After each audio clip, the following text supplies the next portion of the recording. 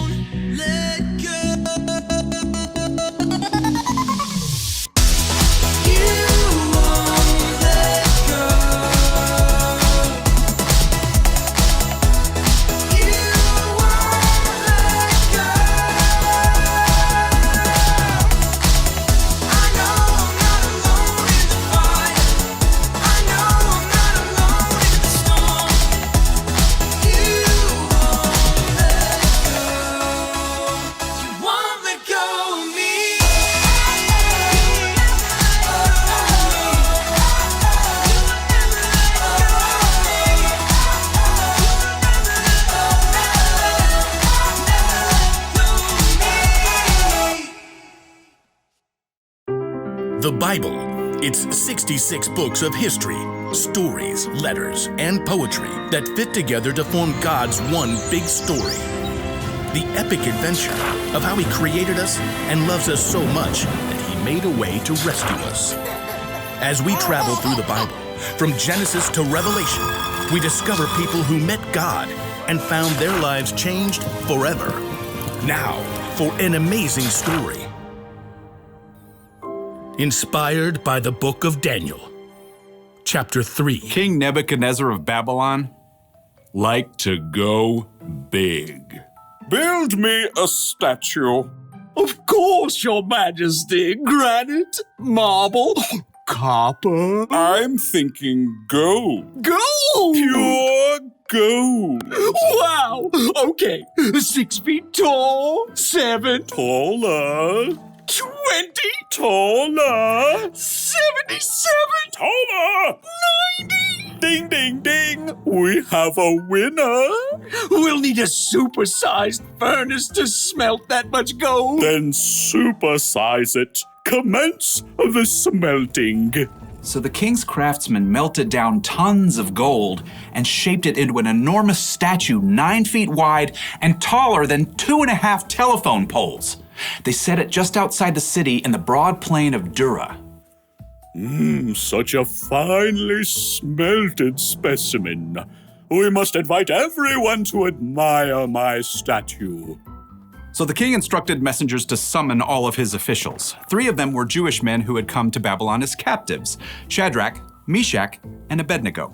It's a royal decree. That I can see. Are you all coming with me? So the 3 friends arrived at the plain of Dura where all the other officials had gathered. A messenger from the king called out loudly, This is the king's command. When you hear the sound of horns, flutes, zithers, lyres, harps, and pipes, you must fall down and worship this golden statue. Worship a false god? That's worse than odd. I wouldn't even give it a nod. Oh, and FYI, if you don't do it, you'll be thrown into a blazing furnace. Immediately, music began to play. Every single official threw themselves down on the ground except for Shadrach, Meshach, and Abednego. And let me tell you, their refusal to bow did not go unnoticed. Who do they think they are? I think we should make things hot for them, if you know what I mean.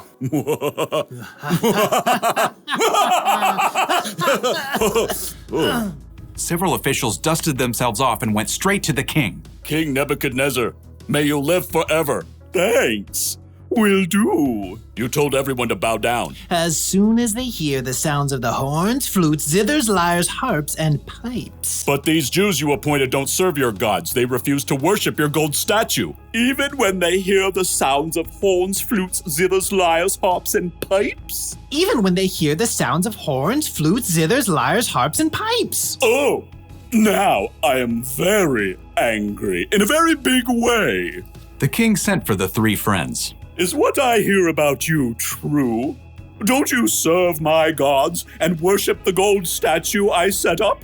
We will not bow. Even when you hear the sounds of horns, flutes, zithers, lyres, harps, and pipes? We refuse to kowtow. Even though you'll be thrown into a blazing furnace? This ends now. Even if we're thrown into a blazing furnace. The one true God will save us. But even if he didn't, we still wouldn't serve your gods or bow down to some golden statue. That didn't rhyme. Nebuchadnezzar's face burned red as a ripe tomato.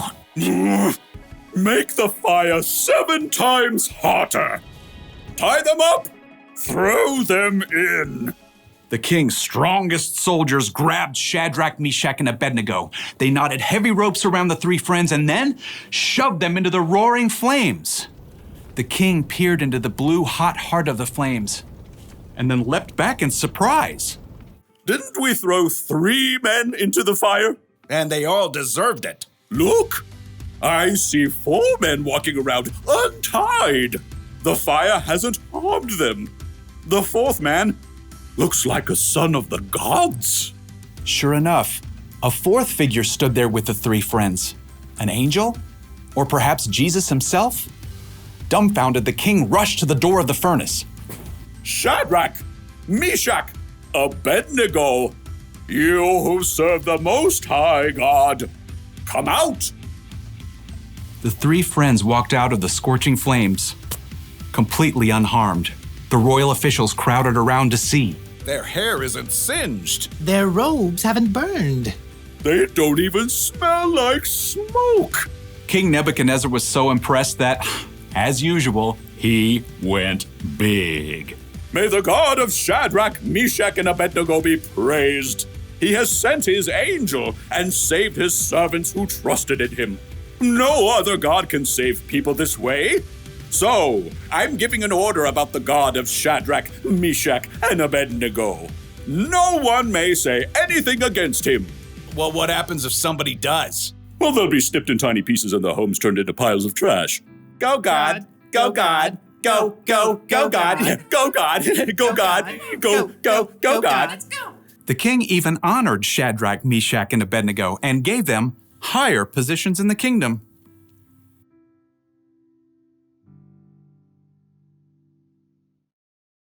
Shadrach, Meshach, and Abednego had a ton of confidence, didn't they? They stood for what was right even when they knew what was at stake. And they stood together. All three were thrown into the fiery furnace, and miraculously they weren't alone. God was in there with them the whole time. That's how it is with us too. God is always with us. In fact, after Jesus died and came back to life, one of the last things he said to his disciples was this: "You can be sure that I am always with you to the very end." So that means when you have to do something scary, God is with you. When you feel like you're too tired to move, God is with you. When you need strength, God is with you. And when you're with a band of friends who know you and care about you, God is also there with you. God loves you so much, and he won't let you face this life alone. So here's the one thing to remember today. Trust that God is always with you. Remind yourself when you're feeling less than confident that you are never alone. Well, I should probably get in some practice with my band. Didn't sound very good earlier. I think we need a little Band-Aid. Get it? Band-Aid? I'll see you next time.